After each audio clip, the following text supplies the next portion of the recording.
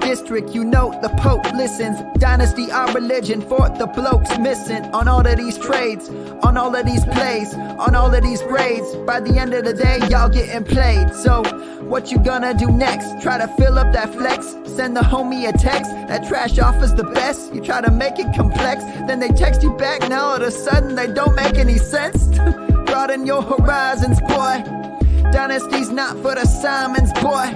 These trades not for consignment, boy. Respect your opponent, y'all some piranhas, boy. This my advice, from me to you. Open up your cute little podcast queue. Search up GOAT District, my dude. Pop it in your ear, man, y'all know what to do. It's the... And I always be trading. And I always be trading. And I always be trading. Y'all try to betray them, but first you gotta bait them. Fish.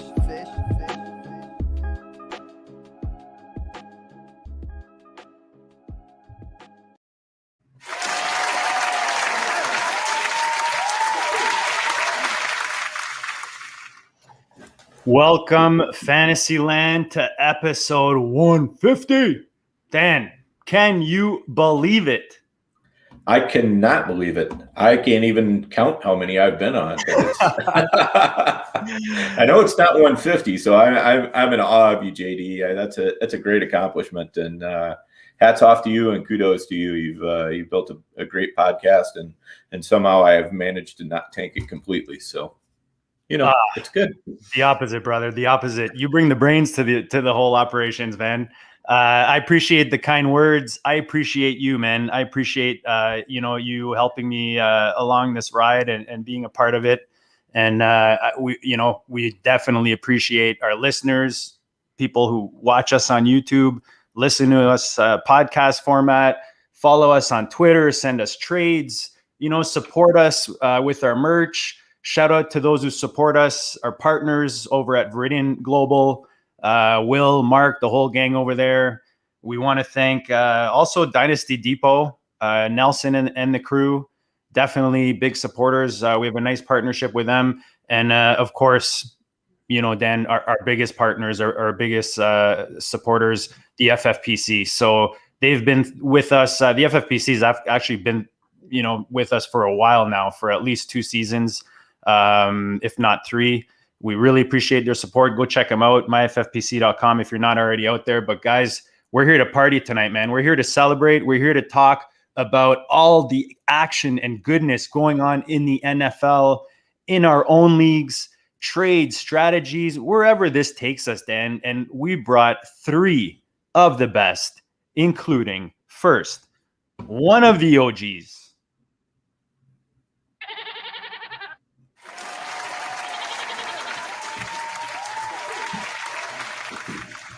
Welcome, Nathan Pill. What's up, fellas? For those who don't know, Nate and I started this thing literally. I think we were both in our garages. You were squished between a dryer and a fan or something like that. Oh yeah, the background was the garage and the fan because it was hot as hell, and the dryer running in the background. Like we were green, and you could tell, but it wasn't the original Goatcast with a few little quirks and technical adjustments, I'd call them. But those are still fun, man. I mean, the stuff that we even were able to do back then. I think one of our first 5 episodes, we got a 5-team trade done, something great like that. But it's because we had great guests at the time, and we started up this podcast.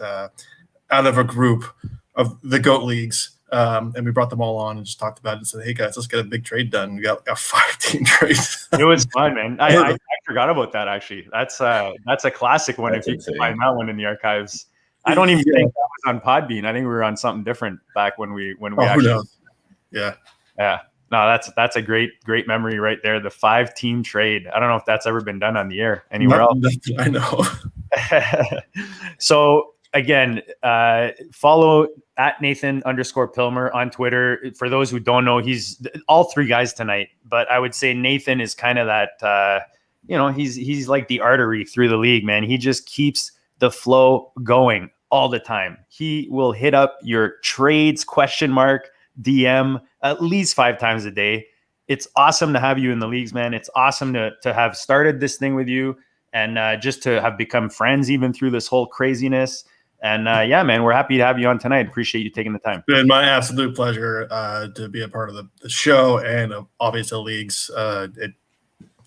There's no comparison, clearly. Agreed, man. Agreed. Yep. Agreed. I'm Dan and I are in some great. We share some teams. We're in some awesome DMs. The Hardway, shout out to the Hardway crew. Like some of the sharpest minds, definitely out there. But the GOAT League is always it'll stand up to any DM, any league. Just the sharpness, the intelligence, the activity, the friendship that's in there. I mean, it's something special, man, for sure. Yep, without a doubt. We have complete freedom to bust each other's balls pretty good in there. So that's something we always enjoy. We don't miss an opportunity, though. No, we don't really. All right, guys. We brought a couple more GOATs tonight. One of them is on here. He's on here regularly these days. So we'll start with our boy, the Shiva, at the Shiva 82.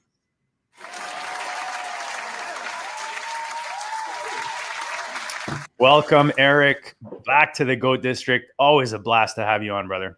Yes, sir, man. It's been a long time. I appreciate it as always, man. And congratulations to you 3. I know JD and Nate kind of started the GoCast, and Dan's been rock solid with you side by side for a long time now as well, man. So congratulations on episode 150, and it's a great honor to be able to celebrate with you guys, man. Appreciate that, man. Appreciate you coming on. And for those who don't know Eric, one of the sharpest best ball minds out there, one of the funnest guys to play Dynasty with. We've got a league on the FFPC. We play on, and you're in the GOAT leagues with us, and just another active guy that likes to brew it up in fantasy. The last guy we're going to bring in, Dan, like I said, he's been on here often these last few weeks, and we love having him on. He's also the OG fantasy.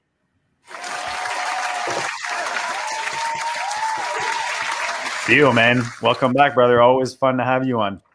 Well, happy to be here. Congratulations on 150. That's a real honor. I listened to the GOAT District before I was on the GOAT District, and it's a great podcast, and I wish you luck on the next 150. Appreciate that, man. And we're glad to have you part of the team. Guys, this is going to be fun tonight. I mean, not only is it the 150, but the NFL, to help us celebrate, has just dropped an explosion of action. You know, it's like they just like bleh, all over our goodness. I mean, it's fun for fantasy. It's fun for this podcast. So tonight we're going to talk free agents. Like I said in the intro, we're going to talk free agents. We're going to talk about how we approach free agency. You know, you guys can talk about strategies. You know, are you trading before or after? How you kind of approach that, and we'll get into some specific trades later on. You know, whether it's our own trades that we're talking about. And Dan, we even we're on the clock in the newest of Nate's creations. The Impatient has started another the Money League this time. So we're on the clock at 103 in that one. If we have time, maybe we sneak that in. Right, exactly. So yeah, it's been a lot of goodness happening on the free agent wire today. I mean, like I took a couple hours off after I got off of work, to cook some dinner and spend some time with the wife, and I get back on here and it's like, whoa. Curtis Samuel has a job. Gerald Everett has a job. You know, it's just crazy. So, guys, let's start it off. I know, you know what? Let's start it off, and we'll go to Washington. I know, Eric, you were excited with Curtis Samuel ending up there, complimenting the F1. Nate, I know you're a big fan of the Fitzmagic after his stint in Bucksville. Always be humble. Yeah. That seems like 100 years ago, by the way. It does, doesn't it? It's strange. Yeah, it's crazy. It's like he's been through like 4 franchises since then or something. But yeah, like a lot of good things happening to a team that was already solid on both sides of the ball, like solid enough offensively to get into the playoffs. Not obvious, you know, the quarterback was probably the one of their weakest links. How are you guys feeling about the moves that are being made out there in Washington? Eric, I'll go to you first. You know, the excitement. I know Samuel's a guy that I'm guessing best ball is on your rosters, and that's where the excitement's from. Oh, absolutely, man. He's probably, I think him and CeeDee Lamb are my most owned players of all in all of best ball. But I think my excitement from Samuel going to Washington was more so that he avoided going to New England and Baltimore. I was hoping to get a little bit greedy with Samuel. I was hoping he would land in Green Bay or Kansas City. But, you know, again, that's just being greedy. But, you know, being able to get back with Ron Rivera, who he started with in Carolina, man, and you know, I feel like he knows how to use Samuel. You get Fitzmagic over there that can air it out. You know, the defenses aren't going to be able to focus on him because they got F1 over there. You still got Logan Thomas over the middle of the field. So it's you know, it's not the greatest. It's not my favorite landing spot for him, but it's definitely far from the worst. I'm a fan of. I will say this: for whatever reason, wherever Fitzmagic goes, he seems to get yanked. Whether it's middle of the season, towards the end of the season.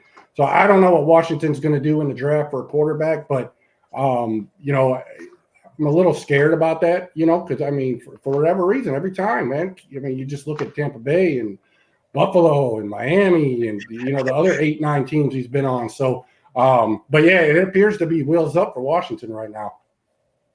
Might have something to do with the INTs. I don't know. It's something, man. So Nate Dogg, were you seeing?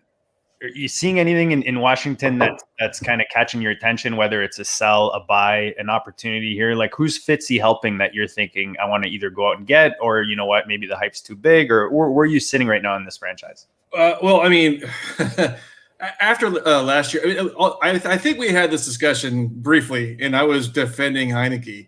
Yeah, pretty hard. And I still do it. It's not that you know, I love Fitzmagic, man, obviously. But I think he brings a different element, downfield element to it. And then if you're looking at last year, I think so they had McLaurin, and then there was like what Cam Sims was the guy they were really trying to get something out of. A lot of guys were looking at Antonio Golden. Was someone who they were hoping for because he was like the late round rookie sleeper or whatever you would call him. And then, you know, and Logan Thomas was great, but this team needed some talent. And that Curtis Samuel guy is just a Swiss Army knife, man. And I think you look at Ron Rivera, who obviously knows what he can do. So it's just a really good fit for Curtis Samuel, no doubt. But man, I got to look at Fitzmagic here and be like, that's a guy I'm going to try and sell right now. And for some of the reasons that, you know, Eric had talked about, it's like he's a great locker room guy. He's a great mentor guy. He's just a great player. Guys like him. And I just don't think at this point he's the long-term answer for anywhere that he goes to. Obviously, he keeps going from team to team to team. There's going to be a lot of teams out there, or fantasy teams, looking for a quarterback. And I'm guessing the guys who had Fitzpatrick on their team weren't counting on him anyways, or if they were, God help you, but you probably got an early draft pick.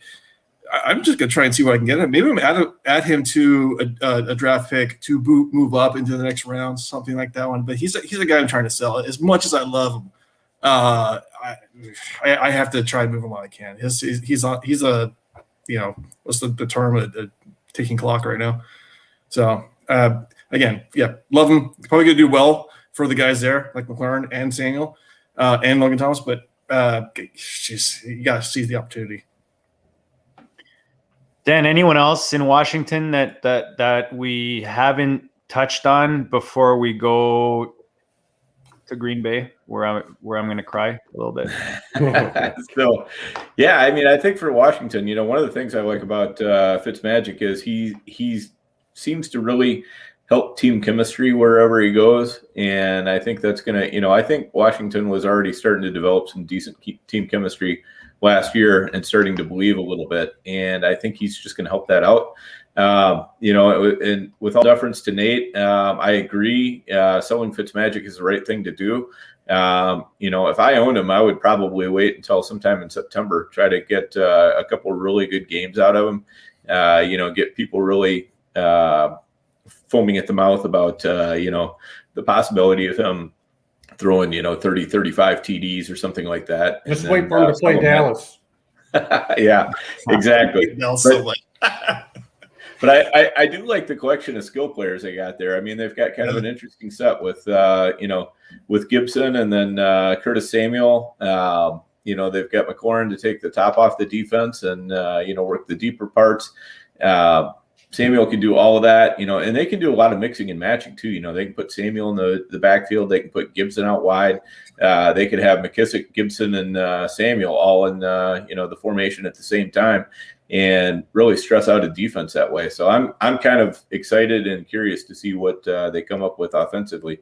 But I think it's going to be good. I bought a ton of Samuel over the past year, just waiting, because I knew he was going to be a free agent and.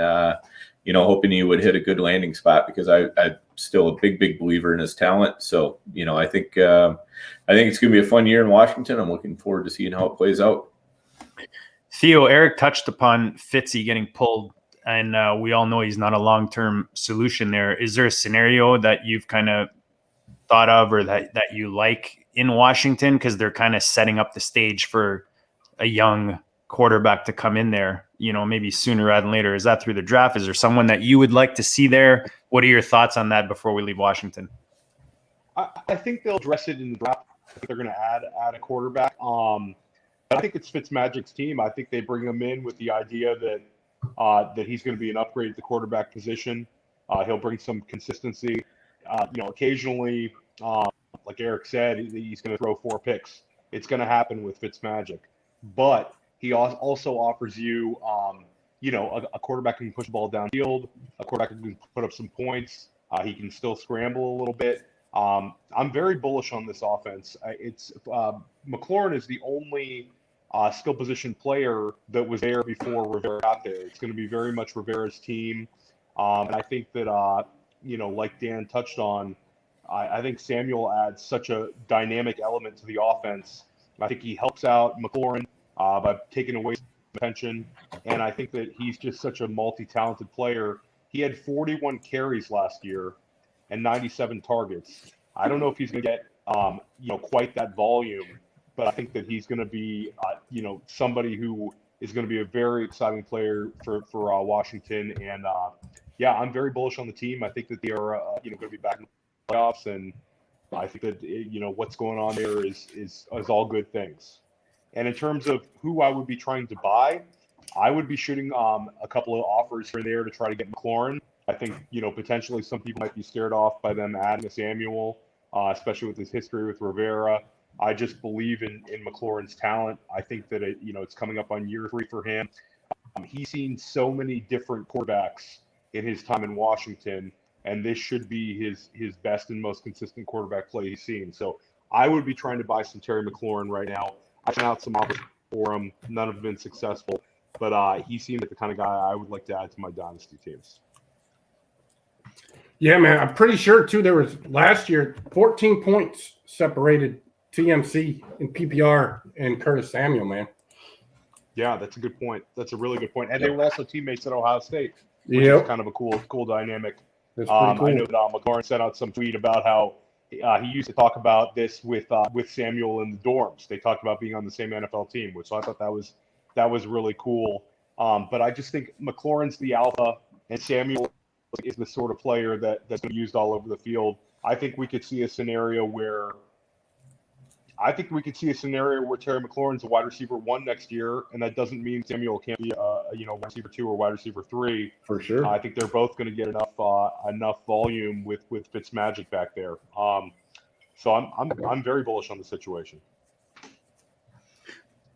All right, guys, let's go to Green Bay. This is one of those situations that definitely hurt me. I was trying to share something here, but it's not working.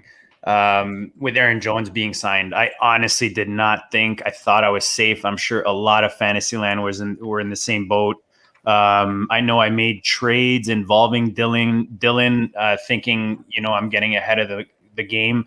So as we go around, maybe addressing the different situations in Green Bay, maybe touch on your strategies trade-wise when it comes to free agency. Dan, if I go to you, I know I always, you're a bit more patient, when it comes to certain. Is that a scenario where you're showing patience when it comes to free agency and you rather wait before you buy or sell a player, or do you see an opportunity to maybe, kind of like what I did with Dylan, and, sometimes it works, sometimes it doesn't?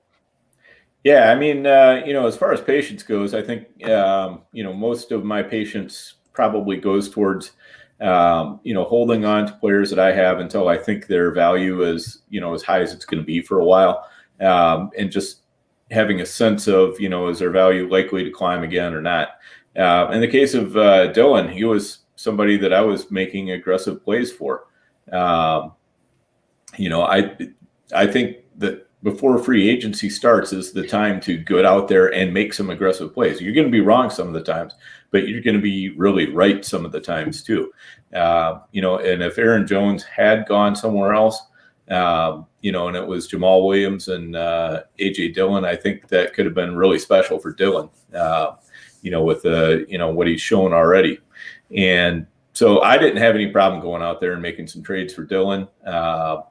And when Aaron Jones got non-tendered on a couple of teams where I had Dylan, I offered him around. I was trying to get a first out of him. That did not work, but because everybody was a little bit skittish about what's going to happen with Aaron Jones. Is he still going to end up there? And sometimes you make that gamble and it just doesn't work out. But that's fine. I was on with on Matty Big Chess. He's got a new show. Check him out on YouTube. And I said, the one thing, I'm not upset that I went after Dylan as aggressively as I did. I'm upset that I didn't hedge my bet with Aaron Jones the way that I had planned on. Like, I made a couple attempts at it and I kind of gave up on it. If I had been more aggressive and maybe gotten a couple shares, it would have balanced out the loss that I got with Dylan. But Nate, where are you on, pre and post free agency? Are you trying to play a riskier game? I know you're kind of trading all the time. I don't know if there's so where are you with that, and anything else in Green Bay that you like or dislike, or that you're hoping to see in the receiver, position maybe? Well, okay, so yeah, I mean, Green Bay is a great team to watch right now. I mean, and just to start things off, I think, for all that know me, I'm not, patience isn't my attitude. If my mind's set on something, I'm probably going to go after and go after pretty hard, and it's probably not going to work most of the time because the guys I'm going for. Well, see, here's a learning lesson, because the guys I'm going for, I probably waited actually too long, or I'm behind because I'm not listening to the GoCast enough, right? I need to know, I need to be up to date. But it's like, you don't make a good profit when you're waiting for someone to produce. You really want to kind of go with your gut a little bit sometimes and look at the numbers, look at the situation. And I think when you're looking at AJ Dillon, it was the right move to go after him, no doubt. I don't blame anybody for going for it. But I guess it's strange in Green Bay because you never know what they're doing, things that don't make sense. I mean, they drafted Jordan Love in the second. They drafted AJ Dillon, in the second as well, right? And only to come back and re-sign Aaron Jones for however long he did. He's going to be there he's going to be the lead back for 3 years. AJ Dillon is going to have a tough time finding fantasy relevancy without an injury to happen. But again, it was the right move to go that way, just because you look at the cap situation, you look at the situation with the contract that Jones was looking for. He had other teams interested in him, and if you wait until after Jones goes somewhere else, and it's certain that Dillon is the lead back, I mean, the perception price, or maybe I call it the upside price, for the pre-Jones signing elsewhere was already pretty decent. Like, people didn't want to get rid of him without some, insurance or a feel-good price on his head.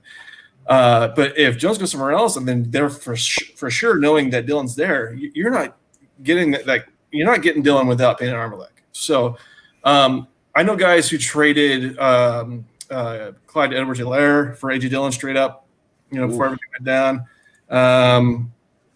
That's still not me. I'm not that risky guy. I don't like chasing the upside too much, as you guys know. But I mean, I can't blame people for doing it. I think Dillon was a good target for a package. Like, add him into the trade. Like, he was going to be someone that I would like, okay, I want him in there, but he wasn't the focal point of my trade. But I know that some guys did that, and that's really biting in the ass. If he wasn't the focal point in your trade, if he wasn't like those types of guys, at least you can look at it. It's like, okay, fine. He was in the trade. Didn't really hurt me. I got the guy I wanted. If he became the lead back in Green Bay, fantastic. It paid off. It became a bonus. But yeah, take the leap, go with your gut. The situation called for it, and it just didn't go your way. So you don't want to be behind. You want to be ahead. And sometimes it takes that leap. You got to take that leap.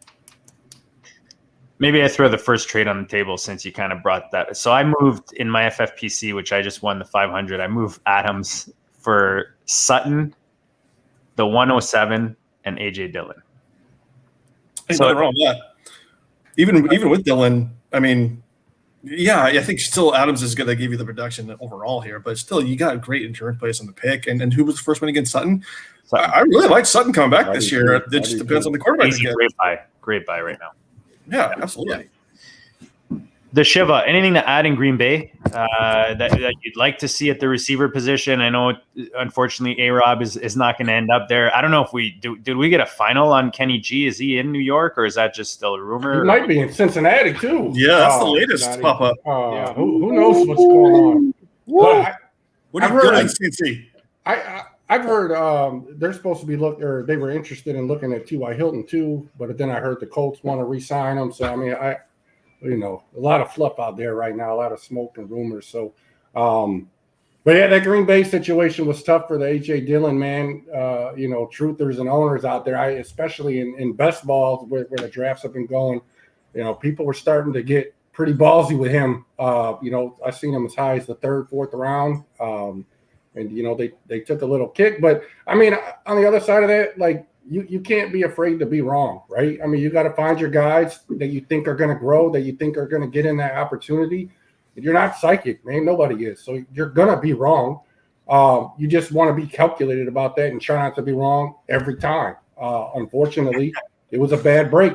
If you had good process and you had a good reason why you were going after Dillon, then, it's fantasy, man. Like, you were wrong. I had a couple shares of Dillon. I definitely wasn't overexposed, but I'm sure I'm going to get, punched quite a few times coming up here in the next couple of weeks. And it's just part of the game, man. I look at trades in that league that I ended up winning. All my trades in the preseason, horrible. Like, there's one where I sent Matt Breida, I sent Sony Michel, Damian Harris, Hunter Renfrew, and 210 for Darius Geis and Matt Breida.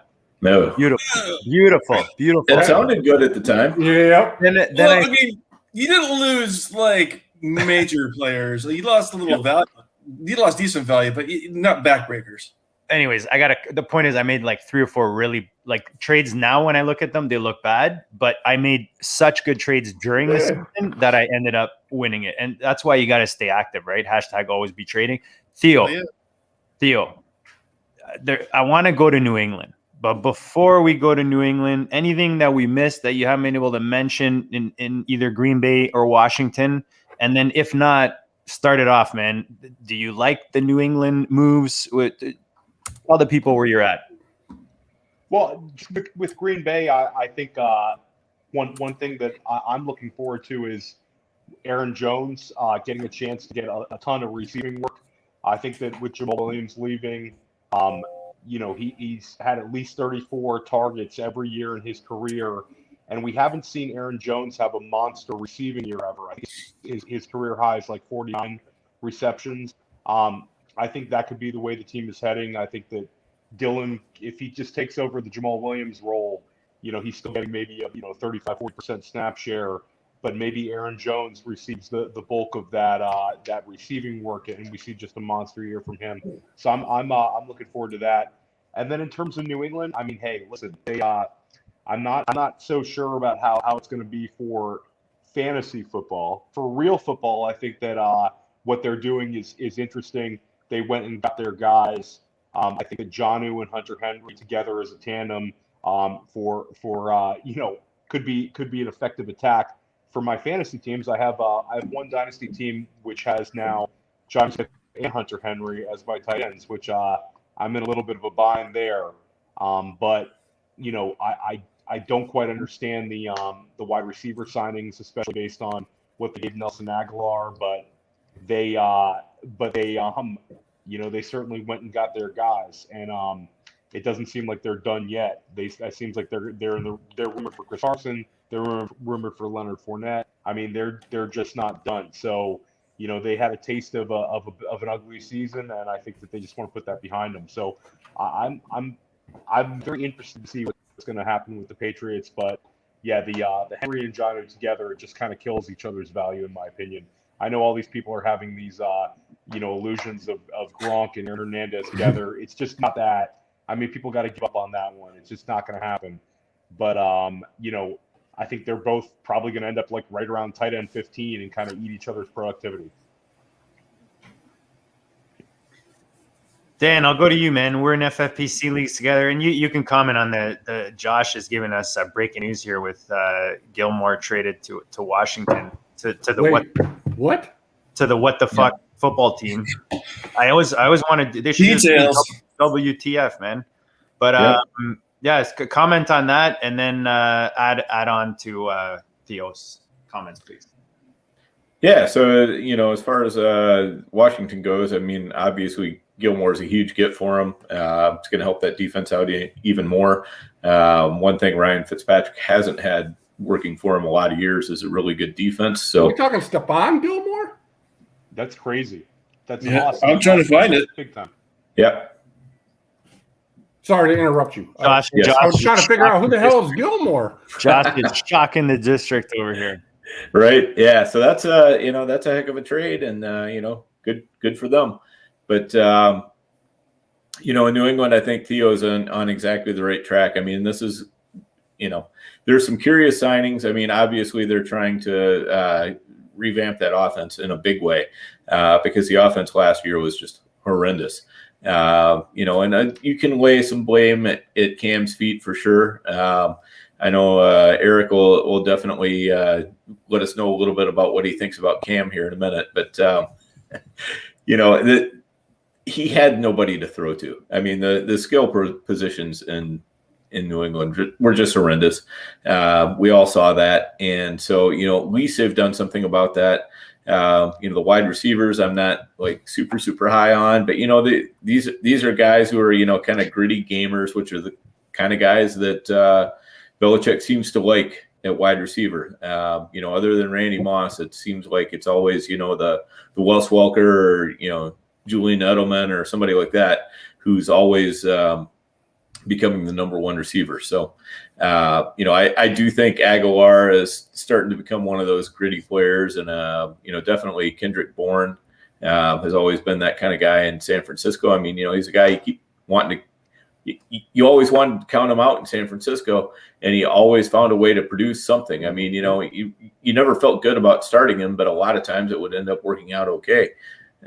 So, who knows what's going to happen in New England, but, to me, it looks like they've got Cam on a contract that says that, they can go out and get themselves a rookie. With all these contracts that Belichick's been loading up, I mean, it looks to me like he's planning on having a quarterback on a rookie contract for 4 or 5 years. So, that's my take on it. I think that's the way he's aiming. I think Cam is probably going to become a caretaker quarterback, but, what do you guys think? I mean, the bar's pretty low as far as, it sucks that New England's become like fantasy purgatory. I think the only fantasy relevant person was Cam Newton last year. And when he was playing that bad, obviously it just trickles down to his receivers. I know that, maybe if Damien Harris had a full season of decent carries, then he would have done well, but who knows? So we'll see what happens there. But I mean, I think it's kind of like almost pointless to try and track Bill Belichick, because I mean it's always something like nefarious and devious, hidden agenda that he's got. Or that's the narrative. It's just I think he's just a smart coach, and he's always got a plan. He was just devoid of talent last year. What are you going to do at that point? I mean, he did the best he could. God, man.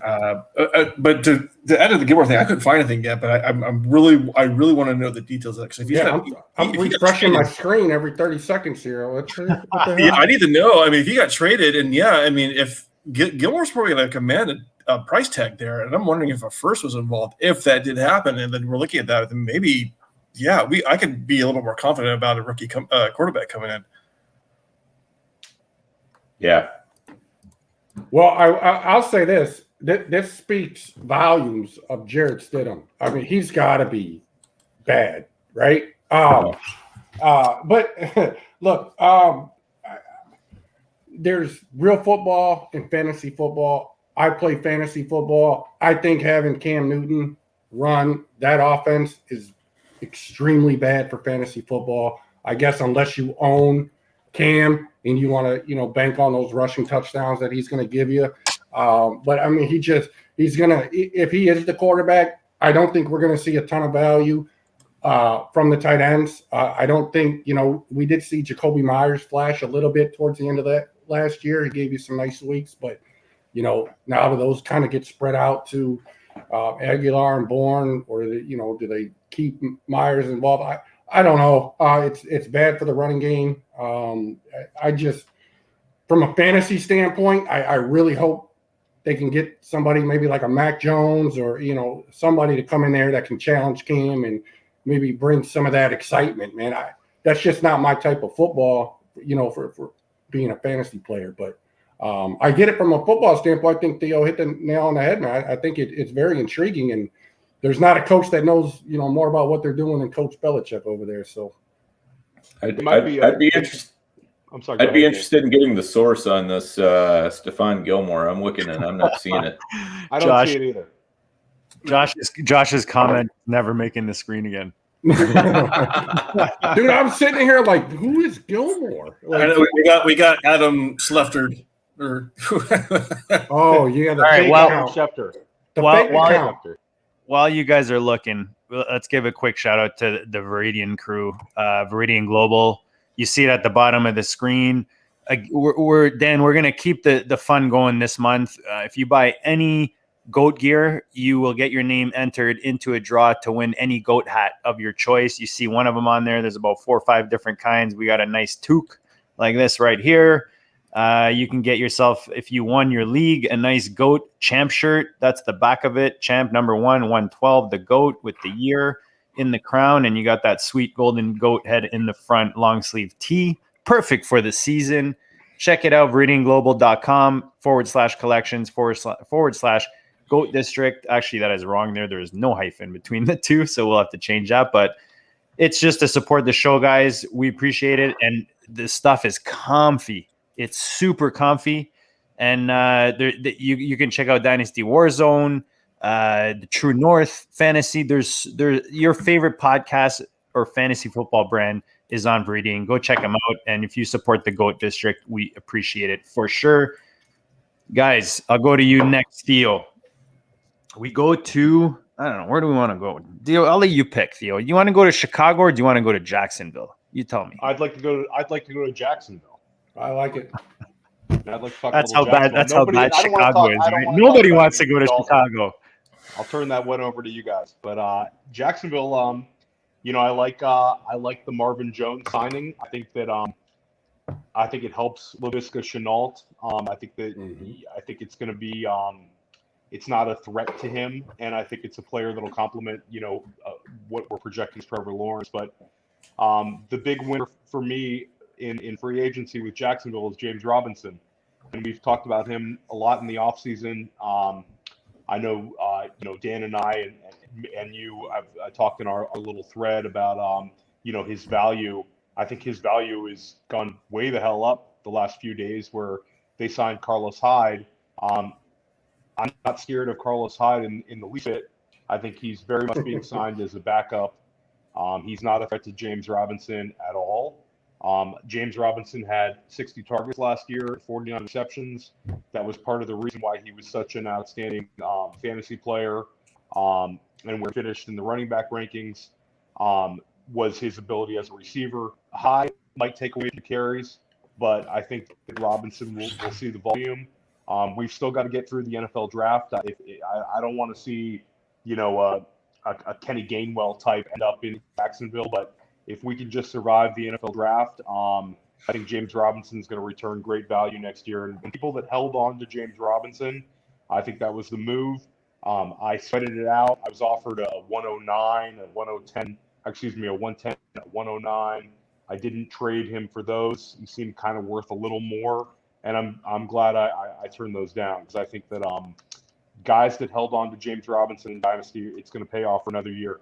I don't know how long he's going to hold on to this. I think that Urban Meyer will eventually get, some big time back in the draft, but I don't know if it's going to be this year. I think Robinson's got at least another year, and that's my big winner from Jacksonville free agency wise, was the back they already had. Nate, anything to add out there in Jacksonville before we talk about the Bears? Well, okay. So aside from the likely incoming new quarterback, I'm hearing some rumbling that Minshew could be traded. So that's something to keep your eye out on. Maybe just take a flyer pick at him. If people aren't paying attention to that, I'd probably do that.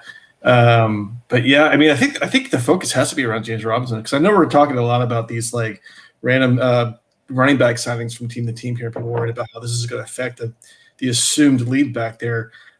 James Robinson might be the only exception to this, because I mean, you could look at these teams and be like, well, there's at least an inclination that these offensive coordinators like to do a committee of some sort, and some more than others. That wasn't the case in Jacksonville. I mean, they just ran James Robinson all day, every day. Didn't he just? I think he had the record, or was up close to the record for carries. It was something crazy. He was like 240. He was like really up. Yeah, right. I mean, he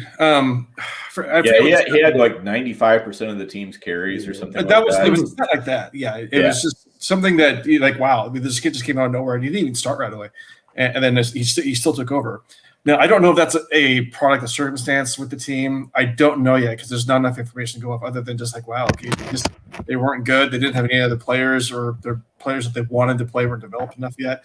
I'm not 100% certain, but that's at least a lot to go off, and just to be like, hey, if you're looking for a player in fantasy with reliable volume, that's probably the last lone guy I can think of, because the days of the lead bell cow back are ancient history. Yeah, there's no early Bills anymore, or Zeke's. This doesn't happen. I think that's true, and I think one thing that we sometimes miss as fantasy players is that when you're talking about an undrafted free agent like Robinson, everybody's quick to say, well, the team hasn't committed to him, and and that's very true. They have very little committed to him. They didn't invest any draft picks. They didn't. They're not investing a lot of money in him. The coaching staff has completely changed over. So there's nothing to say, that James Robinson is our guy. But on the other hand, there's, what seems like a curse is also a little bit of a blessing, is that they have this guy who is extremely productive and who is extremely cheap for at least the next year. I'm sure he's on a 3-year contract at least, maybe 4-year. But he's going to be cheap for them for the foreseeable future. Now, if he has another huge year this year, I wouldn't be surprised if he holds out, because at that point, I think he will have earned it. But for this year, like Theo was saying, I think James Robinson is a pretty decent bet. If you've held this long, I would definitely keep holding, because this is going to allow Jacksonville to just put cap money and draft picks towards other positions, and they have a lot of needs to fill. And they've already got this one very well filled by a guy who's making almost nothing. Yeah, he needs. To me, he dodged a big bullet with Hyde. But I think the consensus here is still got to get through the draft. He may bring in one of his boys like Trey Sermon from Ohio State. Gainwell. I mean, I don't want to see them add a pass catcher, like a legitimate pass catcher. But I also don't think he's going to see 95% of those snaps. I mean, that's CMC level right there. And I mean, you just don't see that. You don't think like coaches? I don't think they want to have to do that. Exactly. Like last year, everything that needed to happen for James Robinson happened. Like Fournette got cut. Yeah, Fournette got cut. Armstead unfortunately got COVID. Ozigbo, I can't remember what happened to him, but he ended up on IR. And then all of a sudden, it's week 1, and it's like we have he's our last running back. And then I think it was like week 13 or 14. Darway Ogunbowale. There you go. Look at that. Nailed it. Yeah, hey, that's pretty good, right? Perfect. He started taking a little bit of work, but I mean, Robinson looked great, dude. There's no denying that, but still have one more bullet. Yeah, we're hoping for day 3. Day 3. Yeah, for sure. If they take anybody, it's got to be day 3. If it's day 2, that's trouble. What is their draft like? I'm trying to. They have a lot of picks. They have 2 first-rounders. Then I believe they have 2 third-rounders, and they have a second. And I believe they have a number of day 3 picks as well. I'm going to pull it up right now, but yeah, that is some Matrix Neo style bullet dodging right there. Yeah, absolutely. Right. And you never know, man. Some of these running backs might fall in the draft, and they might. With their plethora of picks, I mean, it wouldn't be out of the realm, for them to. Here's the thing: if they spend a 3rd round pick on a rookie, they're really not that much more invested in that 4th, 5th, 6th, or 7th round pick than they are in Robinson. Well, and that rookie's going to have to beat out Robinson, right? So I mean, it's not all. It's definitely a situation to keep an eye on right now. Robinson has proven he's an NFL caliber running back. No doubt. He looked great, man.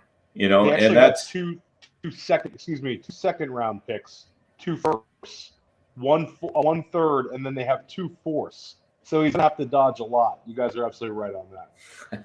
And don't they have serious cap room? Mm-hmm. Yeah, they got a ton of cap room. Yep. And that's when are the running backs going to start signing? I mean, basically, we've gotten Carlos Hyde. What if James Boone. Robinson doesn't go to Nate's Tampa Bay Bucks? He might end up in Jacksonville. Who knows? Back in Jacksonville. Or Fournette. Yeah. Fournette? No. Oh, that'd be hilarious. I said James White. I said James White. Oh, James White. Oh, because you're hearing they want to put a pass catching back with J-Rob in that backfield. I mean, yeah, maybe they go rookie, maybe they go, I don't know, James White action. Who knows? Right. So we haven't even hit the draft yet, and we're still got some guys that Robinson. Yeah, almost all the big running backs are still out there. I mean, all we've signed or seen signed are just the the little behind Hydes and Bookers and guys like that. David Johnson and Mark Ingram both in Houston, So let me ask you guys this quick OTC before we go to the next team here. When you're looking at the receivers, Chenault or is DJ Shark the value right now? Who's the guy you want? I'd be trading Shark, JD. I'd be trading Shark right now. Because of Jones? Not just because of Jones. They were already rumored to be moving him to Baltimore. That scares I don't know if I can swear on here, but that's like the black receivers right there. That scares the daylights out of me. And second of all, I think with Urban Meyer there, I think it's a huge benefit to Chenault because he's kind of that hybrid type wide receiver, that college type player that we've seen, Urban, love to utilize in college, man. And I feel like he's definitely going to be the one. And I don't know how much is going to be left over. Especially, I'm assuming they're getting a tight end. They just traded Josh Oliver, I think, today to Baltimore. So, he's been injured, but I think we're going to assume that they're adding a tight end there. Dan's favorite late round tight end. Dude, I love Josh Oliver. That dude can stay healthy. Golly, man. Dan was driving that train, and we're all that bus, and we're all hanging on. That dude, him and the other guy from Houston, I think it was the same draft, Khalil Warren. Man, dude, those guys, man. Shout out to the FFPC best ball drafts with those tight end preems. Loving it. What was I gonna ask? Sorry to hijack your podcast there. All right, no, it's all good. So guys, because we want to have time to talk trades, and I don't want to keep you guys like all night. You know, I know we're celebrating, we're drinking, we're partying it up here, celebrating the big 150 and all, but I know Dan's gel is starting to get a little clumpy. So before we move to the actual trades, is there anyone like dynasty wise, trade wise that we have not talked about? You've got Dalton in Chicago, you got A-Rob, who we were hoping, me as well, hoping that he would end up in Green Bay or something like that. Is there anyone we haven't touched on that you guys are liking right now or not liking, or that you're hoping they end up somewhere, or you're seeing an opportunity to buy or sell? I'll start with you, Nate. You look like you're getting. No, I mean, I was just going to kind of, because I think it feels like it's definitely been not very fantasy relevant free agency so far, because we have, I mean, tell me the wide receivers who've been signed. We just covered the running backs. In the quarterback situation, you named them. I mean, that's because your Bucks re-signed everyone, man. Blame your Bucks. That's why. Yeah. I don't know how they do it. I mean, they signed back Levante David. That's all I cared about, and the kicker, which is strange. Actually, I wanted to ask you about that. So why don't you talk about the Bucks a bit? What they've done? Oh man, jeez. Well, okay. Like for those who don't know, Nate's a really big Tampa Bay Bucks fan. So congrats, first of all, and give us your thoughts on how. I've been very, very, very patient. I mean, I know this team still won a Super Bowl in the last 2 decades, but like 3 playoff appearances and all exits. Anyways, I won't. I'm happy about it. Obviously, I did not even think that it would have gone away. It did. I mean, you play against Pat Mahomes and the Chiefs. You're not going in that game feeling confident at all. I don't care who you are. But man, just what an asshole. I absolutely loved it. I'm still getting acclimated to this void year contract situation because we haven't seen too many of those. Yeah, does anyone know anything about? Can someone explain that? Dan, you're usually like the contract guy, or I don't know. Can someone explain that for us? Lemmings out there? Yeah, I can. I mean, basically, it's what it is it's years where they're empty years, and so it just allows them to spread out the signing bonus over more years. But whenever the player leaves the team, that the rest of that signing bonus is going to get accelerated into the cap. So sooner or later, there's going to be a price to pay. But what it helps them do is if you have a window open, for a Super Bowl run, it allows you to keep that window open a little bit longer because you can, if you're willing to pay the price at the end. There's going to come a time when the Bucks probably aren't going to be very good because they're going to have all these void years coming due on them. Some of these older players like Gronk and Brady, Antonio Brown. Old, man. Okay. He's only 6 months younger than me. He's a puppy. No, I'm kidding.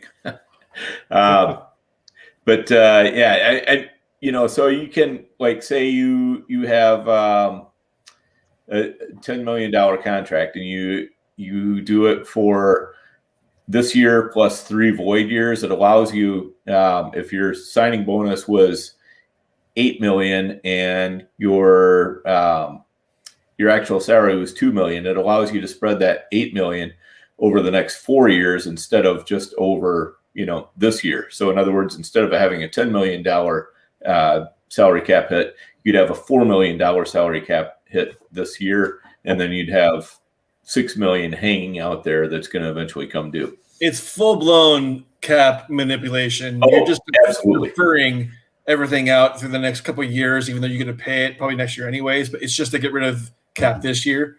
Right. But the cap next year is supposed to increase pretty big. And that will help.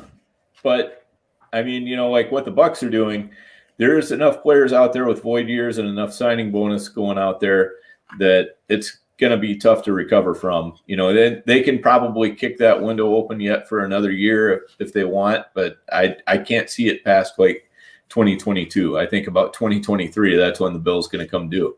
And we see that happening with the Saints kind of a little bit right now. The bill's coming due and they're struggling to get underneath there, but they've been using void years in the past, and that's now coming home to roost for the Saints.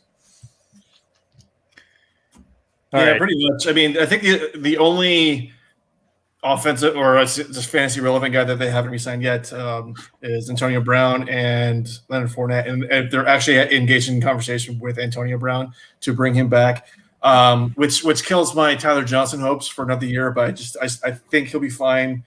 Just taking his time. That kid's so damn talented. Does AB come back though? I mean, they got Scott Mills. They're talking. I don't know.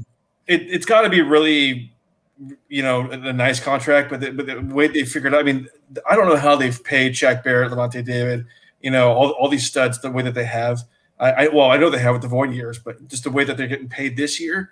Generally, what they do is they've always front loaded contracts so they can get out of them in the back end. But this year they do the complete opposite because they want to make sure they get everybody in from last year until they don't go anywhere. So they're definitely going all in again this year. But it's like next year. I mean, their free agent class is also scary. They got Carlton Davis, Vita Vea is going to be on this option year. There's some key guys that they got to get back. Right. Their left tackle, Donovan Smith. It's just, so again, this is just going to be tricky again. But I have total faith in them. So it's just one thing. But so Fournette is one thing. If they bring him back, then I think his value stays flat. Yeah. Because I mean, we know they know what they have in them, and then we know what they have in them. They'll probably keep going back and forth between him and Rojo. But if he leaves and goes to Seattle, fantastic. I mean, he's got a great opportunity. I mean, Carson was, I think, in the high 30s of the carry percentage for Seattle. So that gets given straight to Leonard Fournette, and you got him for a relatively affordable price at all. Or if you've just been stashing him, great. I mean, I don't think it cost anyone too much to get Fournette this past season. So that's good. But yeah, it's interesting to know that they're trying to get Antonio Brown back. I was really confident they were going to let him go. But if he's going to get him cheap, then great. From a Bucs fan perspective, but I really wanted Tyler Johnson to take a leap. Scotty Miller, people had him stashed. That was my guy to start off last year. A lot of people got into him, and then he really helped a lot of people, especially in best ball leagues. My favorite FFPC stack in the late rounds, Scotty Miller and Mr. TJ Tyler Johnson. Yeah. Oh, so here's the thing. Here's what I think is going to be relevant for fantasy and Buccaneers fans. Tight end situation. OJ Howard and Cameron Brate. For as active as they've been with keeping their guys right now, and Cam Brate's still under contract, they haven't said anything about the tight ends. There's been no news about this one or anything. They've been working about getting back key players. Now, cap hit wise, I think Cam Brate's at $6 million like this or something like that, and OJ Howard's is up there as well. I don't remember what it is, but they need to still make some room, even though a lot of people have restructured. Maybe they don't now. I was really thinking that they were going to get rid of the tight ends. So I was going to recommend go buy yourself an OJ Howard for people who are just what am I going to do with OJ Howard? I don't know what's going to go on with him, and he's done nothing. So I think if he goes to the right situation, I mean, he did fine when Dirk Cutter was the coach. They were an active tight end passing attack. Then here comes Bruce Arians, and they kind of just were a situational tight end attack. It kind of really limited him, especially when they got Gronk in the mix. And Cam Brate was still there at the same time. So if he can go somewhere, I mean, OJ Howard's a freak athlete, man. So I mean, that could provide some boons. And then if that does happen and they get rid of one or both, I'd be looking at Tanner Hudson. I guarantee you he's sitting in the waiver wire right now. If you're listening and your waiver wire is open, go find yourself Tanner Hudson. OJ Howard and David Njoku, two of my favorite sleeper tight end cheap right now. I don't know if you guys heard Bill Belichick at his press conference when he grabbed those two tight ends. Hold on, I think I have it right here. Hold on a second. Do you want to play rough? Okay. Say hello to my little friend.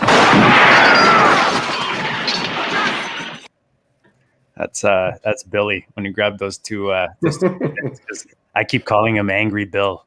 You got to think when he sees Brady go all the way to the Super Bowl, and after this, during the season that he had with all that talk, you got to think he's just boiling and he's just dying to get back. And they were 7-9.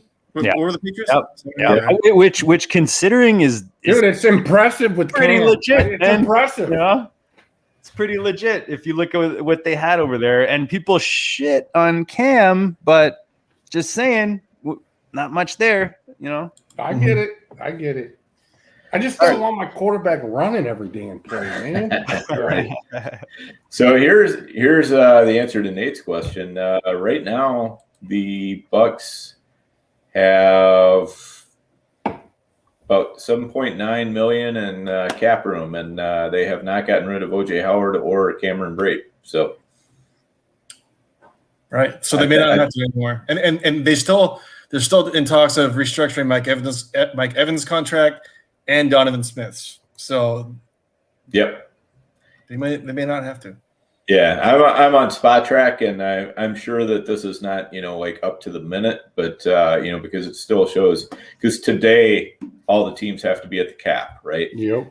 Like 4 o'clock, I thought. Yeah, and Spot Track's still showing like the Rams with $14 million to shed, and Chicago with $14 million to get rid of, and New Orleans with 6.6 to get rid of, and Philly with 4.8 to get rid of. Everybody else is showing that they have positive cap space. So it will be interesting to see what those final moves were for those teams.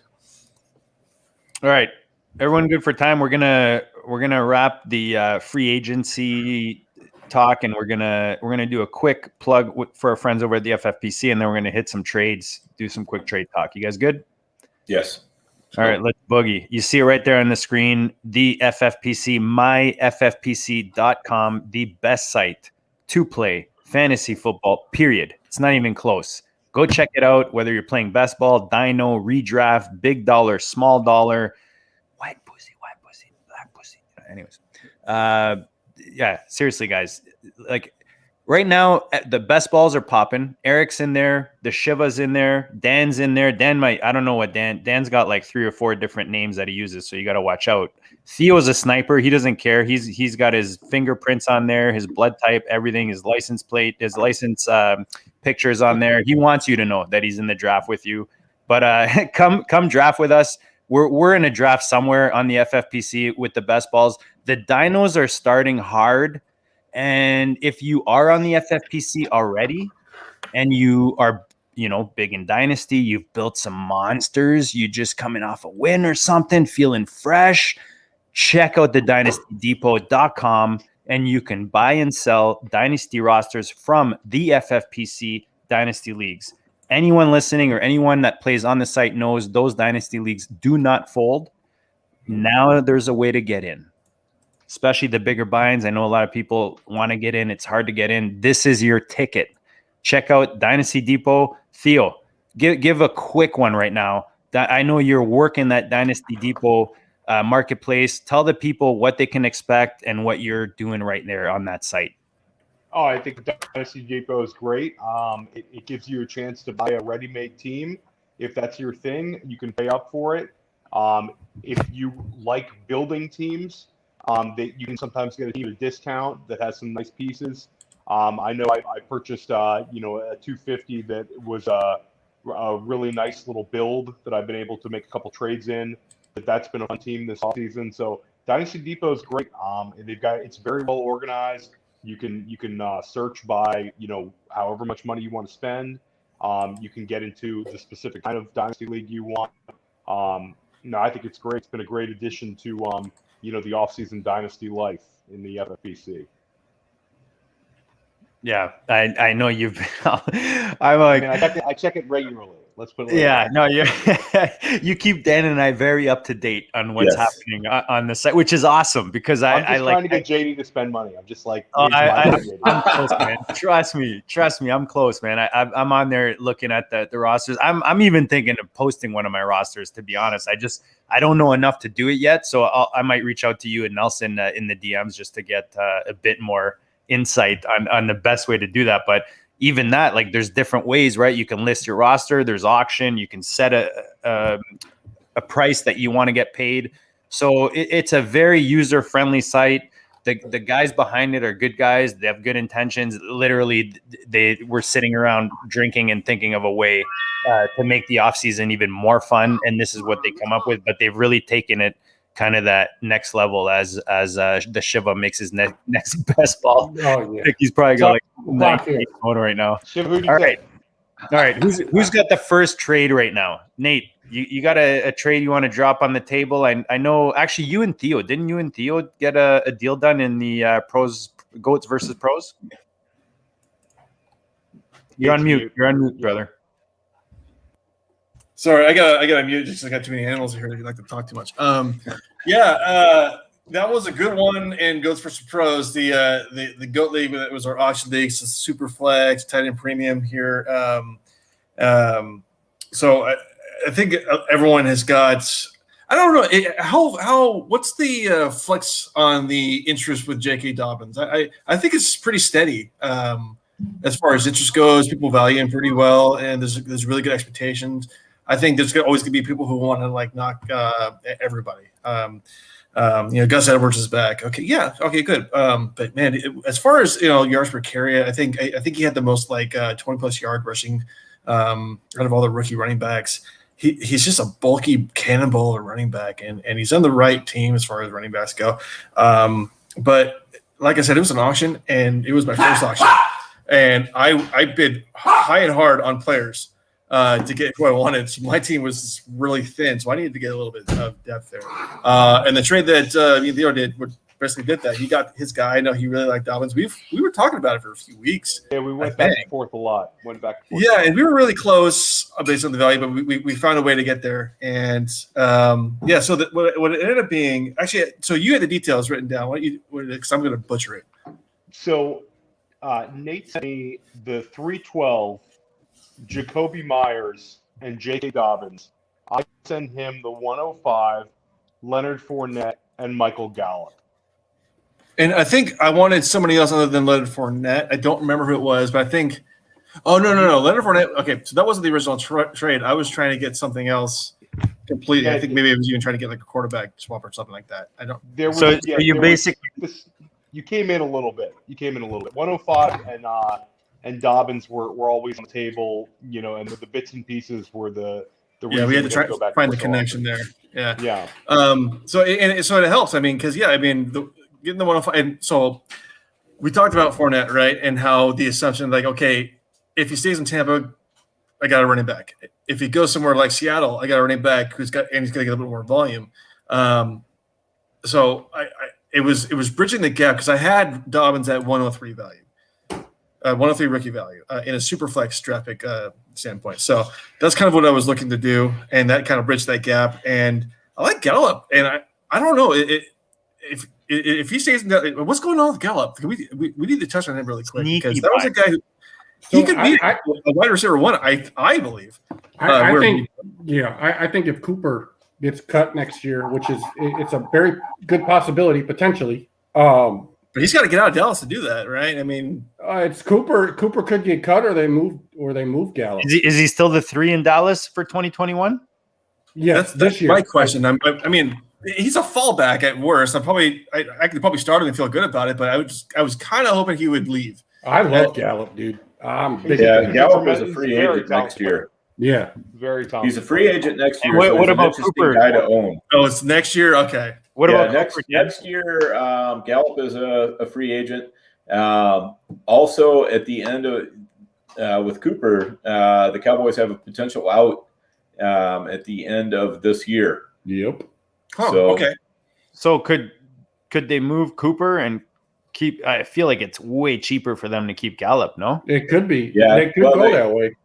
They'd have to extend them, but it probably wouldn't be Cooper contract. Don't give Jerry too much credit though. Well, here's you're a Dallas fan, right? I am.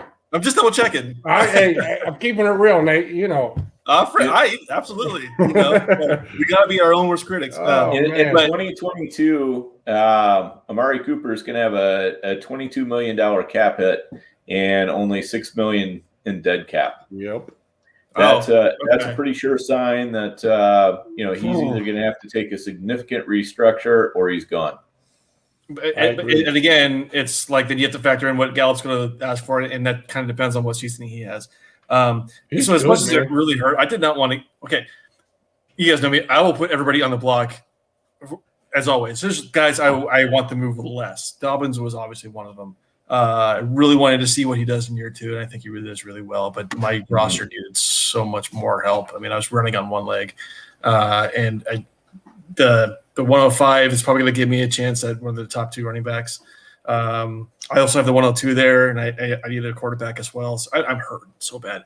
So it was the right move for my team, despite losing the player I really wanted. And so that was just kind of where I looked at I don't hate the trade, man. Value wise, I don't hate the trade at all, because I think you're like especially now the way the NFL is, to get a possible stud running back. I don't think he's a stud running back yet in that offense. I mean, he very high touchdowns last year. You know, there's always questions in that Baltimore, and then you can't forget the bus, Gus the bus. You know, is he back next year, Dan? What's his? Gus is on the team. Gus is bad. Yeah. So, I mean, I like the move. I was going to ask you guys. You know, I don't have it right in front of me, but if I think, like, if you're looking at Akers, Gibson, where do you put Dobbins? You know, Swift. Like those guys, kind of top 10-ish running backs, 5 to 10 range. Is Dobbins kind of on the back end of those guys for you guys, or we're like Eric? You know, when you're doing your best balls, Swift, Dobbins, Akers. Where are you putting Dobbins out of those guys? You know, I'm not taking Dobbins over Akers, but you know, and probably not over Gibson. But I mean, Gibson, you know, I was thinking about, Gibson. When you look at Gibson, though, I mean, he's got workload concerns too. You know, with McKissick over there soaking up 80-something targets, you know, those get taken away from Gibson. So, yeah, I mean, I put him right there, kind of with Swift, right, and Clyde. I'm kind of like rotating them all. Like that's not a bad spot to be either. No, not that's what I'm like. It's not bad, dude. And like, you know, we touched on it earlier, man. You know, not everybody is going to see 95% of the snaps, and if you think they are, you're lying to yourself. So you have to know who these guys are, and in a best ball format, you don't really worry, you know, about the weeks where they get you 7 or 8 points. You're worried about the weeks when they get 3 or 4 touchdowns and pop for 25, 30. In Dynasty, those guys hold a lot of value to me. You know, I kind of put them right there, man. They all have question marks, you know, and you can make good cases and bad cases. Every second year running back, absolutely, yep. Yeah. So, every second, Jonathan Taylor right there. Yeah, yeah. Oh, that's the name I wanted to ask you guys about. Sorry, you mind if I squeeze one last? Because seriously, right before, you guys know I'm a big Colts fan. You guys know how much I love me some JT. I know a lot of you guys love some JT. Eric's in there. He's my 101. He's my 101 too, buddy. But Marlon Mack being re-signed, Dan, I know you can appreciate, like, I like Marlon Mack is better than people remember. And as much as I don't think he's going to come in and, like, you know, hey, yo, JT, I'm coming after your job. The fact that Hines is there, JT's there, and now Mack is back, and Frank is out there saying how, oh yeah, you know, JT's got his thing, and, you know, Hines is going to lock up those passing yards, and, you know, there's going to be some leftover for Marlon. Like, where are you guys at on this indie running backfield? You know, because a lot of people are very heavily invested in JT right now, not just Eric and I. So I think this is very important for us to touch on this. Because I think it branches out to it branches out to Swift with Jamal Williams talk. And, you know, I know we talked about James Robinson and Hyde, and that's probably the exception. But that's the conversation that I think everybody's having. Like, what? By the way, 85% opportunity share for J-Rob, since we were talking about 85%. Number one. Yeah, but as it pertains to the Jonathan Taylor, I think this is the conversation, because it doesn't necessarily just cover Jonathan Taylor, it covers the situation. Because I mean, we know that backfield, it's familiar. This isn't a free agent coming in to a new coaching staff, to a new scheme, to a new team, and not knowing the role he's going to play. We know the role that he played in the team last year, and the role that Hines played, and, you know, the development that it took for Taylor to get there. And it was really frustrating watching Taylor not getting all the snaps early in the year, knowing he was clearly the best back. And now it's kind of flipped. I can see a complete role reversal. I think Hines is going to be the same guy, and that obviously is going to limit the receiving upside for Taylor, right? There's no guessing there. We know that. I think it just comes in, and you have to look at what Mack's impact is. And when I know we talked about this in the GOAT chat, the Achilles injury, what running backs come back and are really a player in their team after an Achilles injury like that? Yeah. I don't know. There's too many questions, and I'm not overly confident that Matt's going to be, even if he was healthy, a major deterrent or major impact negatively to Taylor. But he will still be a factor. Any addition is a subtraction. Right. I mean, before the injury, Mac definitely had some great juice. And, so he was somebody I was definitely concerned about with Taylor before that injury. But then since then, I mean, usually if anybody comes back from an Achilles as a running back, it's going to take them at least a year to, get back to anywhere close to what they were. I mean, really only we've seen Michael Ashore for Detroit ever come all the way back from an Achilles. Other than that, pretty much everyone else has flamed out and been of very little use to their NFL team, and they just ended up getting, cut, basically. So I'm not too worried about Mac this year. The other reason why I don't worry too much about Mac is that just, JT is just that good. Hines definitely brings a little bit of a different element, and that's something that, obviously Indy is going to work in. But I think JT is going to get his touches. I'm not horribly worried about him. Yeah, that's what I did in the GOAT chat. I sent the GIF. Yawning. I mean, I'm not scared of Mac. If you believed in Taylor as you should, if you're going to let Mac and his $2 million 1-year contract scare off Taylor, then I don't. Then please come trade with me.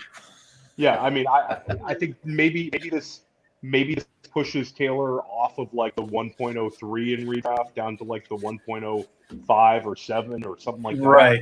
But for me, it's like the guy's a locked in first half of the first round guy in redraft. In Dynasty, he's either the 1.01 or the 1.02, depending on what you're thinking of McCaffrey. I think. What about best ball, Theo? I mean, best ball.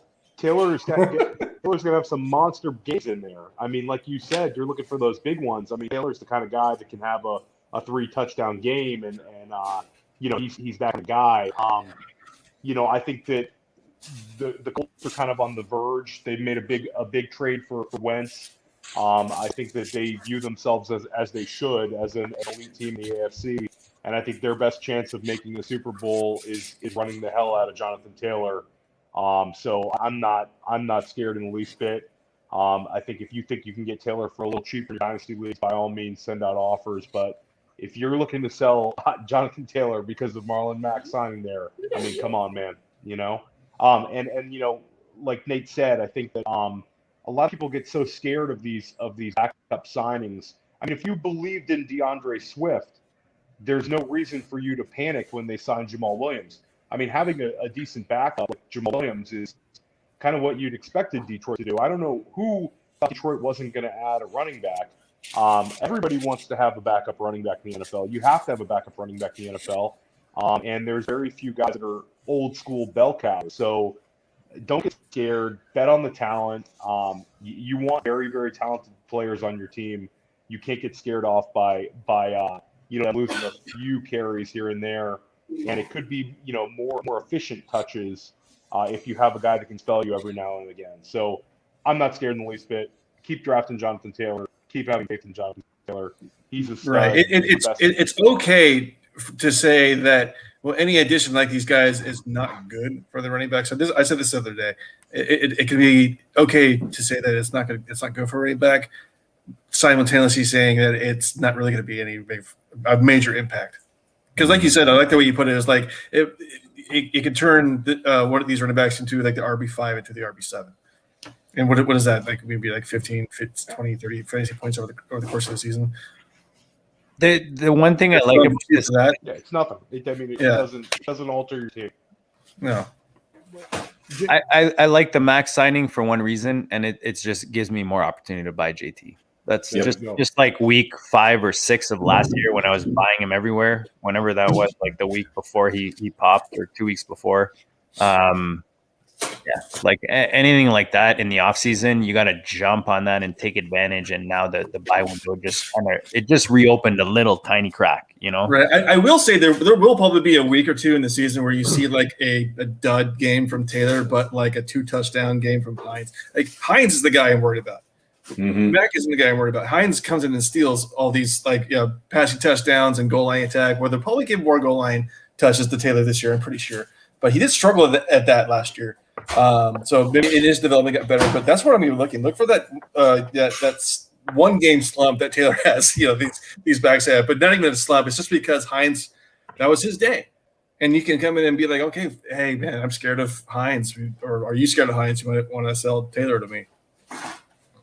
JD, I think the one thing about Swift, too, along with JT, but Swift in particular, people, if you paid attention, like Swift was already high on a lot of people's list, but like he really started getting hyped when their new coach came in and said, we're going to use him like Alvin Kamara. Then they go in and bring in Deuce Staley. And if you believe in that coach talk about using him like Alvin Kamara, just like Theo said, getting Jamal Williams changes none of that. Because if you look at Kamara with the Saints, and not saying Swift is Kamara, but they're similar type players, right? Both great receiving backs. Kamara doesn't see 25 carries in a game and then 7-8 targets in a game. Like he gets his 10-12 rushes used around the goal line and is used extensively in the passing game. I like that's exactly what Swift is going to be. And when you factor in kind of the negative game scripts that Detroit's going to have, Swift's passing game usage. I mean, this dude could catch 9-10 balls every game, man. Right. And the thing that worries me with that is Goff is not prime Breeze. Swift is not Kamara yet, and that team is a kind of a offensive dumpster fire around Swift. New Orleans, it was a machine offensively. So the usage, I agree with absolutely. Mm-hmm. If that's the intent to get Swift in that position, hell yes. I totally hope so, but. Man, and you brought this up. We were talking about this earlier today. If that game script becomes that way, then they might be forced to do that, and that would be great for Swift, man. I totally agree with that. Oh yeah, it's not like Swift's going to be running deep routes down the sideline. Like we're talking about little dump offs. Go get me 10, 11 yards. When we're down 28. That's all you need. You need like 3 or 4 times a game. Right. That's all you need. Well, one of the things too. I mean, because we are talking about dynasty football, and so we are concerned about the long term here. And the worst thing that's happening is that Swift got to be a teammate with Adrian Peterson, who is a consummate pro, and then now he gets to be a teammate with Jamal Williams, who is a consummate pro with a completely different skill set. Mm-hmm. And there should be things that Swift should have been able to get from Peterson and will be able to get from Jamal Williams. It's just going to make him a better back down the road. So I don't really worry about these kind of things because, nobody in their right mind is going to, you have to assume rational coaching. When you had Matt Patricia there, rational coaching was out the window, right? But, with Dan Campbell, we don't really know. But, when you're talking about teams like, when we're talking about Jonathan Taylor, you got Frank Reich there. You've got some rational coaching. He's not going to get too far away from Jonathan Taylor ever. I mean, even if he's using Nyheim Hines, right? Even if, Mac is chipping in a little bit here and there, fine. He's probably doing it to keep Taylor fresh. And, so I don't worry about that kind of stuff. I more worry about when a player has really bad coaching or bad teammates that are, kind of giving them the wrong idea about how to be a pro. Good call, Dan. Yep. And they don't have a carry on there anymore, right? Carry-on is there, but that put Jamal pretty much put a nail in his coffin, I think. I think Carry-on's just I think his knees are wrecked. Yep. Yeah, he's a body. Yeah, right. Exactly. I mean, I think he came into the league with some promise, and he had a couple of pretty significant knee injuries, and he has not been the same back since. Him and Sony, man. Weren't they the same draft class or no? Yeah. No? Yeah, right. Yeah, they were. Yep. Carry on and Royce Freeman were the Oh, They were kind of the back end of that. There was like 8 running backs in that class, and they were. I wanted Royce to be a thing so bad. Where did Freeman just go? I just saw he signed somewhere. Did he? Yeah. Really? Oh, please be true. Oh, where did he sign? Yesterday. I don't know. I haven't seen it, but if that's true, I'm so happy. I was really hoping for him to be a thing. No. All right, guys. I know there's a ton of trades we didn't touch on. We could go on forever. I don't want to keep you guys. We appreciate everyone hanging out. This has been a blast. Thank every one of you guys. First of all, for being part of the district, for hanging out with us tonight. We're gonna go around. Anything we haven't touched on or that you want to kind of throw out there before we close this thing out. We'll go. I don't know if it's clockwise or counter or whatever. We'll go to Nate first, man. We'll give the guy with the most gray hair to go first. I got a hat on, so you that can't looks see the mine. most seasoned. Almost literally, I got salt pepper there. I think because we were going to talk about strategies for the year. I think I was just going to kind of tell people real quick. I mean, now's the time to buy first round and second round picks for next year because people aren't really interested into it. But now's not the time to sell your picks for right now. This year, acquire them if you can. Their value is just going to keep going up and up and up until the draft fits. But they will drop. It's so funny when you see how valuable draft picks are. It's like driving the car off the lot, right? The second the pick gets drafted, it's like the value drops a little bit because it loses that ambiguity to it, like or the mystery. It's just strange, but I think that's the optimal time to sell it if you were to do that. But I'm trying to buy draft picks right now, so that's what I recommend doing. Not mortgage your team for it, obviously, but don't sell your picks if you can help it, unless you're going to get a good return. So that would be my kind of recommendation. But hey, if this is a sign off, I just wanted to say, obviously honored to be on for the 150th show.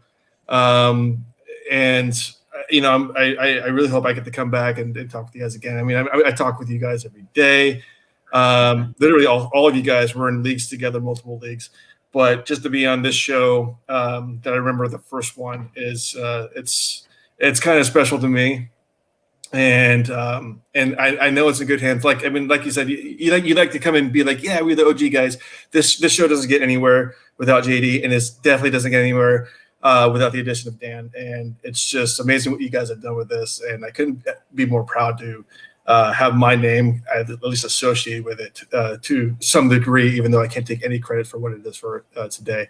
So thanks for having me back again. We'll meet up at the 200th, I hope. I made it through an entire old fashioned this show because you said to bring a drink. That's right. Happy St. Patty's Day, guys. Cheers. Hell yeah. I'm out Cheers. too, buddy. Cheers. I got my little 4-leaf clover. Drinking piss water now. But so I will leave it with this. So yeah, you can find me at Nathan_Pilmer. I do cover Books Report. I am now an official writer for them. They brought me on. I will be starting writing more consistently for them starting next month. But as always, hit me up on Twitter if you want to talk trades because that's just my jam. I can't get enough. I need, if I can't get the trades done with these guys, I will live vicariously through anybody on Twitter. I will do trades for you. Some of your trades, I'll do it. But again, thanks for having the show, guys. Always appreciate it and honored to be here. His tombstone will literally have trades with question mark. It'll have my trade ticker. That's Trades literally completed. It's literally how Nate will go under. Dude, we appreciate everything you said, everything you do, everything about you, everything you do for the GOAT Leagues and obviously the district. And yeah, man, the invitation doesn't need to be sent out because, dude, you have a seat anytime you want. Any Wednesday, you're free. You want to jump on, kill some time. We're here for you, brother. We appreciate you. Thanks, man. Thank you. The Shiva. Always a blast, man. Always a blast, dude. I love the passion. I love the new white the headphones you got rocking with the little mic and that you rocking the Chicago Cubs. Yeah, man. These are actually my MLB The Show PlayStation 4 gaming headphones, nice. Man. But I said it. Might as well use it for some fantasy football talk too, man. You know. Yeah, everything that Nate said, man. You guys are badass. I'm sorry if I can't swear on here. You guys are incredible, dude. The knowledge that you have, the knowledge that Dan has, it's a great combination. Great for Dynasty, great for basketball, great for trades, great for friendships. You guys are awesome, dude. And congrats on 150. Hopefully you can make it another 150 more and well beyond that. And I'm happy to be a part of it. And I didn't get a chance to talk about this guy, but I'm going to leave the listeners in Fantasyland with this, man.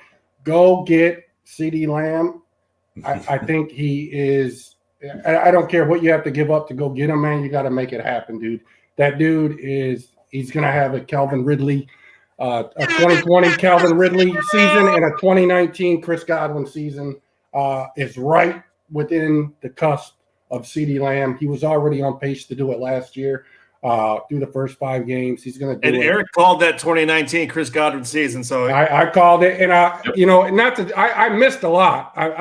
You guys don't have enough time for me to tell you my misses, but I did hit on Ridley. I did hit on Deontay, and I did hit on Godwin. So I'm somewhat confident that CeeDee Lamb is going to have that 2020 Ridley season, that 2019 Godwin season. Go get him, dude. Lock him up, man, and don't let him go because he's a phenom, and we haven't even began to see what this dude's going to do. Dan, I told you the other day how I still can't believe we made that move for CD in one of our high stakes leagues. So we appreciate that. The Shiva, Yes. Yeah, man. definitely a huge buy, and you might have to overpay a bit, but the Shiva's telling you it's worth it, man. So sometimes what looks like an overpay ends up being an underpay. So 100%. 100%. Just don't send Geis and or just don't Geis and break up like I did. Now, because of Eric, I offered Derrick Henry for CeeDee Lamb. Let's see what happens. Oh, I'll tell you what, Nate. If that's to me, you can come get Dobbins, though. I'll give you. We can work something. If you want a Dobbins share back, we can. Hey, it's in the GOAT League. Yeah, man. The UPL, man. Let's get it done. All right, there you have it, man. Two of the most active guys, two of the most active goats out there, and we finish off with one goat that's no lesser of a machine out there, whether it's on the Dynasty Depot or in the FFPC leagues making trades. We love having him as part of the G Unit. Theo, man, always a blast. Thank you for hanging with us tonight, and close this out with anything you want to share. I was just honored to be part of episode 150. It's a huge accomplishment for you guys, and it's a great podcast, and you guys just do tremendous work. And I'm happy to be a part of it anytime I can be on. You can find me on Twitter at the OG Fantasy. I'm writing for Player Profiler and Breakout Finder. I'm actually doing a few team previews. I'm actually working on them right now. The team previews on Player Profiler, and I'll be doing the waiver column this year. And you can find me in the FFPC and NFFC streets a lot. I'm usually Team Greminger. That's my last name. I'm looking to make a few more big moves here. I think Eric had a tremendous call on CeeDee Lamb. I loved how he closed that out.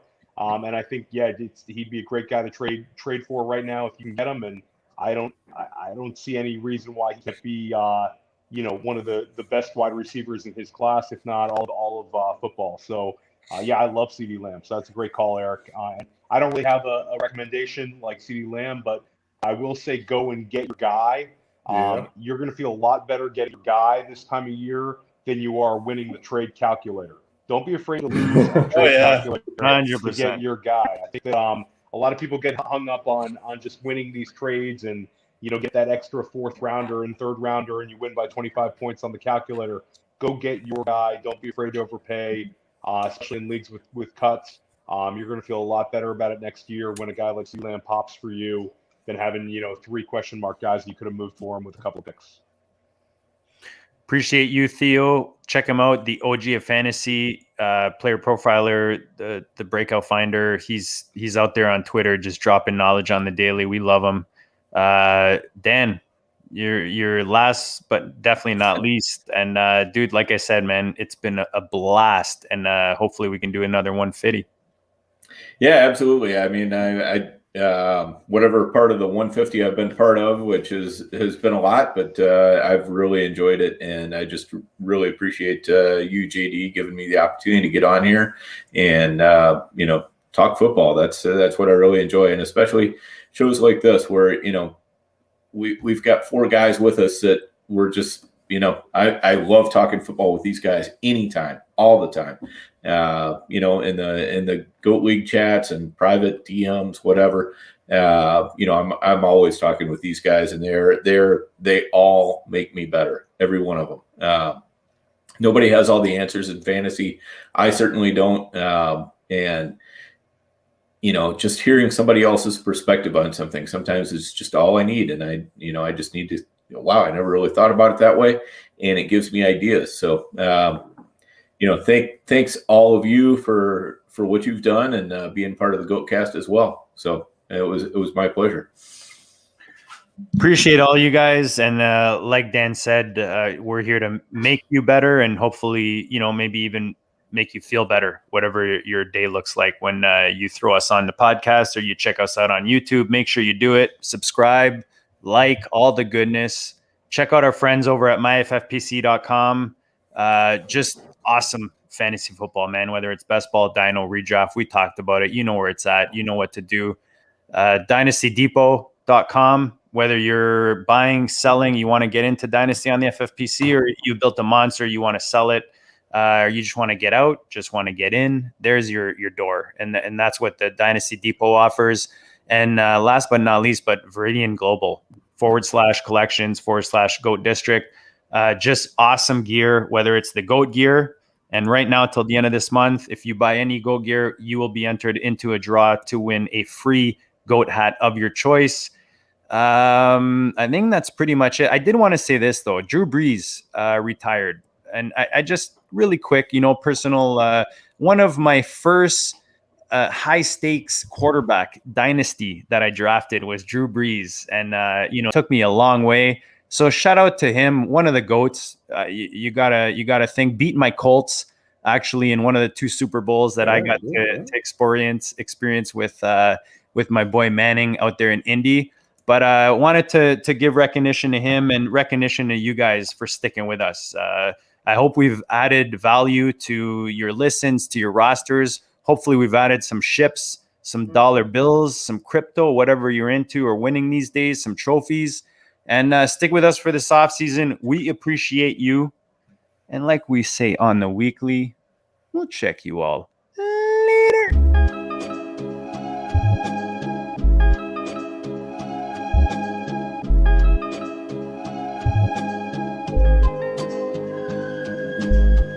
GOAT District, the Pope listens. Dynasty, our religion, for the blokes missing. On all of these trades, on all of these plays, on all of these grades. By the end of the day, y'all getting played. So, what you gonna do next? Try to fill up that flex? Send the homie a text. That trash offer's the best. You try to make it complex, then they text you back. Now all of a sudden, they don't make any sense. Broaden your horizons, boy. Dynasty's not for the Simons, boy. These trades not for consignment, boy. Respect your opponent, y'all some piranhas, boy. This my advice, from me to you. Open up your cute little podcast queue. Search up GOAT District, my dude. Pop it in your ear, man, y'all know what to do. It's the... And I always be traded. And I always be traded. And I always be trading. Y'all try to betray them, but first you gotta bait them. Fish.